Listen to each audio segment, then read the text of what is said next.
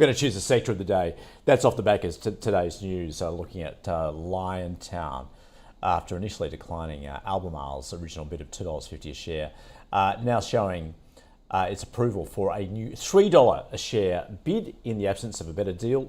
Shares skyrocketing as a result today to near that level. So, Daniel, interested to get your thoughts on where this places, whether you think this is an accurate value of what you're seeing in Liontown at the moment, and perhaps your thoughts more generally about what's going on in the sector at the moment.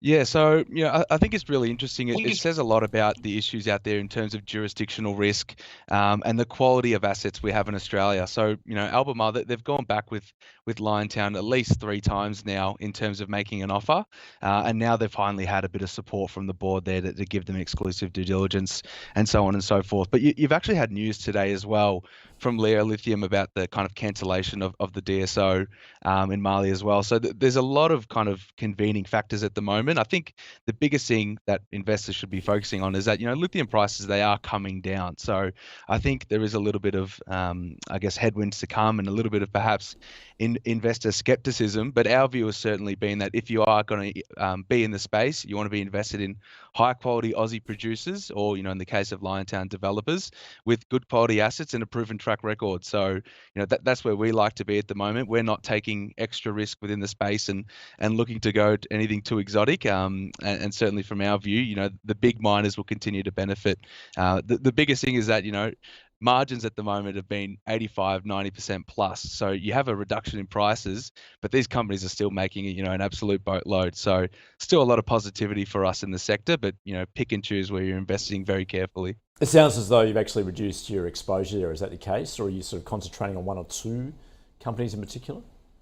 So our focus has always been on IGO, Allkem, and Pilbara. So we've actually owned those 3 pretty consistently, and we were looking really at the time back in April when you had the big price drawdown as our opportunity to enter the market. So we've taken a pretty neutral stance since then.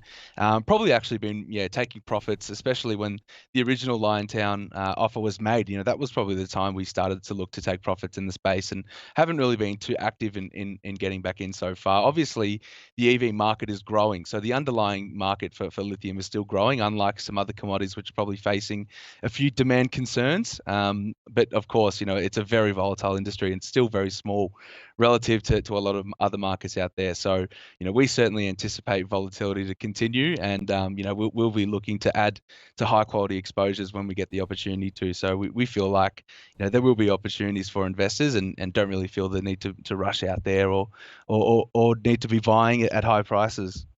David, we know about the volatility in this sector in particular, but is it necessary, do you think, in a portfolio to have some exposure in lithium?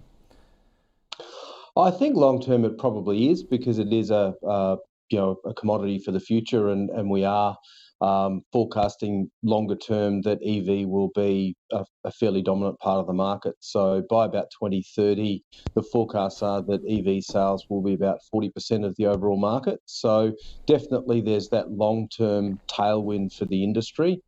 But as Daniel said, what we've seen in the short term is the prices have come down. So even though Allkem, for example, produced a very, very solid profit, so their profit was about $560 million US in the last report, but the lithium price was down about 70% over that 12-month period. So supply is continuing to rise, but the prices have been fairly volatile recently.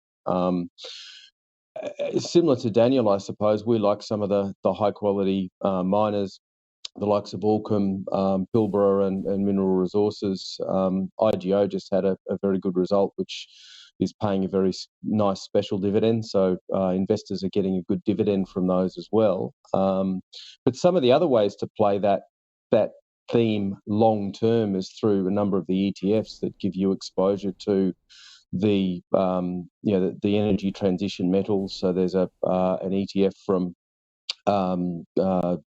XMET, which is the code for it, which is the energy transition metals. Beta Shares has the ACDC, which gives you the battery and lithium exposure as well. So for conservative investors wanting a toe in the market, that's probably a good way to get a diversified exposure there. All right, so that is the views of our experts on, specifically off the news there of, in terms of Albemarle's upgraded bid for Liontown, but more broadly what they're seeing in the lithium sector. So clearly the preferred picks there are Allkem, Pilbara Minerals, and IGO and Mineral Resources, and perhaps, an ETF, as David said.